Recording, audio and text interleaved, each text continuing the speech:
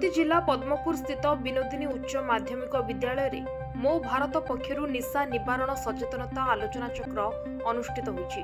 विद्यालय अध्यक्ष मनोज कुमार पट्टनायक सभापतित्व में आयोजित यह कार्यक्रम में गवेषक पूर्णचंद्र महापात्र, राष्ट्रपति पुरस्कार प्राप्त आचार्य विनोद चंद्र जेना, विचित्रानंद बेबर्ता, राजेंद्र कुमार रथ, नृत्य गुरु डी प्रियंका, स्निग्धा मिश्र और रवींद्र पाणिग्राही प्रमुख अतिथि भाव जोगदी प्रदीप प्रज्वलन करी कार्यक्रम शुभारंभ करथिले।